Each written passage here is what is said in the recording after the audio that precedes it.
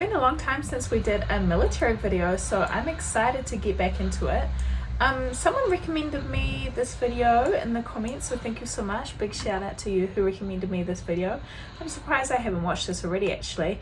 This is could US military conquer UK if it wanted to. This is a video from 2019 and this video was done by Binkov's Battlegrounds, which I'm going to leave the original video down in the description. So let's get into the video. Let me know what you guys think. We all know US and UK are close allies, and that US armed might is far greater than that of UK. Yes. But just for argument's sake, and to learn what sort of limitations waging warfare across the ocean implies, this video will explore US invading the United Kingdom. Can you imagine? So, with just the airplanes and ships left to count on, is an invasion over the Atlantic viable? And now, could US military successfully invade UK if it wanted to? Some rules will apply. US gets no overseas bases and all other countries are impassable. Distance from US to UK mainland is pretty big, especially when reaching London. Before trying to land any troops, the seas must first be clear of British ships, and Royal Air Force must be suppressed.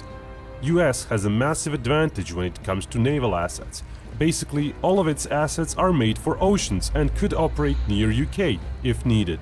While the Americans would need to sail to and from Britain, taking weeks away from their actual presence, US Navy could pretty much do whatever it pleases near the UK. It's interesting to point out that most of US ships do not carry anti-ship missiles. US Navy prefers to use their carriers for such missions. British Royal Navy is to go down a similar route. Their Harpoon missiles are old and set to be retired soon. Not all ships have them. Only a minor part of the British fleet has modern air defense systems. Basically, the sea war would be fought above the sea and under it, but the British lacked anti-ship missiles for its aircraft. Furthermore, British Tornado aircraft ceased to train for the anti-ship missions almost 2 decades ago. Basically, if UK had to try and do air raids against US fleet, it would be down to 2 weapons, laser-guided bombs and short-range tactical missiles. Brimstone in particular might be the weapon of choice. While its warhead is tiny, Brimstone 2 has a decent range. Still, against dozens of potent destroyers designed to deal with many anti-ship missiles at once, it's unlikely UK could do much. British best bet would be their submarines. They're fairly modern. Theoretically, the British could use their ballistic missile subs as attack subs as well, and speed up the entry into service of another astute sub, while keeping one Trafalgar running a bit longer, rummaging for retired sailors to crew it. Still, the British would be far outnumbered. US submarine fleet dwarfs theirs. Given a bit less time on station and British home advantage when it comes to resupply, the balance of power may not be quite 6-to-1. Still, it's no question the British subs would get hunted down within months. Aerial anti-submarine platforms would also play a large role. And while the British could use all their assets, even just the deployable portion of US assets would be enough to force the British subs into hiding. Furthermore, US carrier-based air power would make it hard for British anti-sub helicopters to operate. The main force projection would be done by US carriers, naturally. US could choose whether to use more carriers initially and then have less available later on, or to maintain a smaller number on constant patrol. To defeat the British Air Force, the former is more likely. US nominally has 11 carriers, but only 9 air wings. It does have an additional support wing, which is a lot bigger. It may be the source of 1 or 2 more combat wings after some months of preparation. But crews aren't the only issue. Lifespan of a carrier necessarily involves lengthy maintenance periods. Important to note is that the deployable period doesn't mean the carrier can actually be on a mission the whole time. Usually 1 or 2 deployments are made during those 18 months. Missions are usually 6 to 8 months long, and several months are needed to prep the carrier and its wing for another mission. Shorter missions might give more deployments in the short term, but in the long term they would require even more maintenance for every month spent out at sea. Because of all that, it's unrealistic US would send out more than 6 carriers at once, after a few months of prep time. Similar issues would affect the aviation assault ships. Perhaps 4 to 6 could be deployed at once, after some preparations.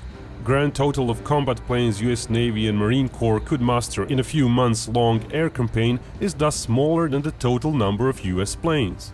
US might fly in fresh planes to replace ones that got lost. Flying them over the ocean to a carrier would be doable. What could the British respond with? Royal Air Force is smaller than even the readily available US planes deployed on carriers. Another huge issue for the British would be their lack of air defenses. Everything they currently have are fairly low-altitude systems, meaning the US would be free to bomb them from high up with guided weapons. UK would also suffer the US cruise missile barrage. While the Brits have some such missiles of their own, it's unlikely they would be used against the faraway US bases. Even the subs that could carry them would be better utilized for defense of the homeland. While not all could be launched at once, US could sustain the effort. The British Air Force would be mostly paralyzed on the ground. US has also a much bigger recon platform fleet, especially when it comes to satellites. British lack those, as in the real world they timeshare some US spy satellites. US aircraft would be looking for targets as well. Britain would have no real means of scouting the US bases. US AWACS-type planes would be plentiful, while British ones would mostly be trapped on the ground, with runways and highways being mostly inoperative. Thus the Royal Air Force would slowly get destroyed on the ground. When they would be able to get some planes airborne, they still may not choose to engage the Americans, as it's likely US attack waves would be made of close to 100 planes with possibly as many fighters as Britain would muster per each local interception, or more. The best Britain could hope for would be a roughly equal kill ratio in the air. And when the losses on the ground are included, over months of a protracted bombing campaign, US would still be left with a sizable force. All this didn't even include the US Air Force. While the scenario requires it to use the bases inside the US, Britain could be reached. At first, bombers would be deploying cruise missiles, but later on they would be likely used for bombing missions. But could the Air Force tactical plane fleet help out as well? With very ample in-flight refueling, the answer is yes. US operates the world's biggest air tanker fleet. The Hercules-based tankers, however, are too small and would use most of the fuel just to get near Britain. Still, the remainder of the fleet has a substantial fuel offload capacity, and tankers could refuel each other. Such ops may sound complex, but compared to what the British did in Falklands War, they're fairly basic. The British used a dozen tankers to refuel themselves repeatedly, keeping the bomber refueled throughout all of the route. While all of the tanker fleet would not be available due to maintenance, the rest could still offload significant fuel loads just outside Britain if needed. With several refuelings per plane, US Air Force could still expect to have around 400 combat planes in action practically every day. The British would really have no chance in the air. Within months, the US would have complete control of the air. And thus the second phase of the invasion might commence. By that time, British ships would be mostly dead, even if they hugged the shores and just aided in the air defenses. British submarines might hold out a bit longer, if not being used to actively hunt down US ships. But even if British subs managed to kill 2 US vessels for each of their own, final result would be the end of the Royal Navy. So at around 6 months or so into the war, the landings would be mostly unopposed, except for the Royal Army defending the shores. 6 months would be enough for US to assemble pretty much all of their active and reserve assets. In addition to landing ships, US could count on numerous cargo assets of its Sea Lift Command and Reserve Fleet in case a port is secured. US Airborne could also help, with the numbers shown probably growing with newly trained paratroopers. Getting additional heavier equipment for them, however, would not be likely, given the time limit. US transport plane fleet is pretty big, and should be able to drop all the airborne troops within days. US could be looking at close to 30,000 troops during the first day, and close to 20,000 more the day after. Subsequent days would see fewer and fewer troops being added, and more supplies being brought in. The British would enjoy more soldiers than shown before. The reserve mentioned covers only the soldiers receiving some training periodically, and soldiers for whom some heavy equipment is stored. In an event of a total war, Britain would be using those 6 months to mobilize as many soldiers as possible. While they would be equipped with basically just rifles, and while their training would be less than adequate, they would still boost the overall numbers several times. Yet all those soldiers may not be enough, as UK has a problem of geography. Its landmass is just too large. Its coastline is very long. Even when taking just the western part of its coastline into account, the area to be defended is huge. And what about the islands? Perfect for US to take and entrench themselves at, before launching further landings from them. Most of those areas are sufficiently far away from the mainland that British artillery would not be much of a factor. And what about Northern Ireland? There are just too many places for US to concentrate its assault on.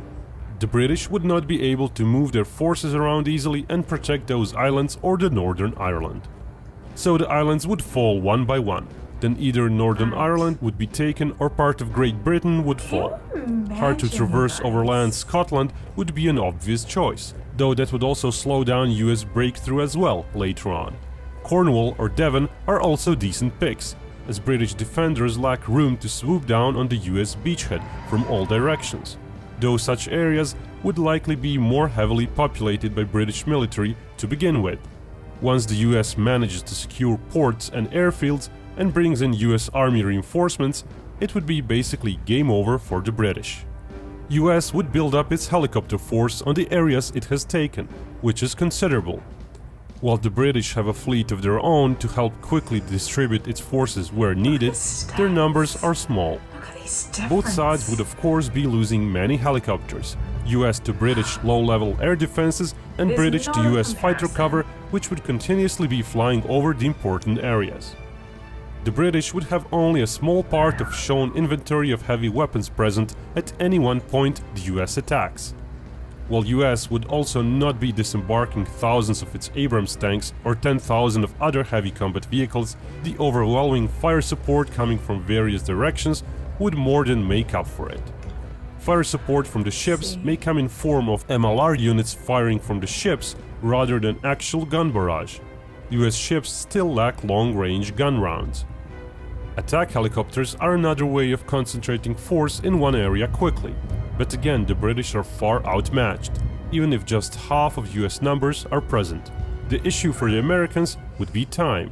As the scenario asks what can be achieved within 1 year, US would be under pressure to progress from their multiple beachheads. Northern Ireland is likely to fall within the 1-year time limit, but only minor parts of the Great Britain would be overrun by the Americans during the same time period. The British would put up a hell of a fight. Ground troop loss ratio would favor the British somewhat, but when Air Force and Navy losses are added in, where Britain would suffer more heavily, the US would come out fine. With added large chunks of conquered territory, the US could call itself a victor. Wow, that's a little bit confronting, isn't it, guys? It's a little bit confronting, but also kind of expected. But to be honest, seeing the stats side by side is just overwhelmingly shocking, and it really makes you remember how powerful the American military is and how much equipment they have and vehicles and ships and aircraft. There's just so much, and on top of that the technology of a lot of the aircraft and ships of the American military is really up there as well, so that's something to keep in mind. Holy! So thank goodness that America and the UK are friends, because I would never want to see this day. That would just be devastating.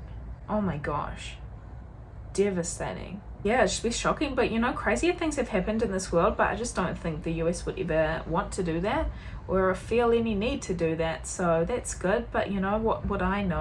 I'm just a person on the internet. I wouldn't know anything about that kind of stuff. I can just only hope that they wouldn't really want to do that.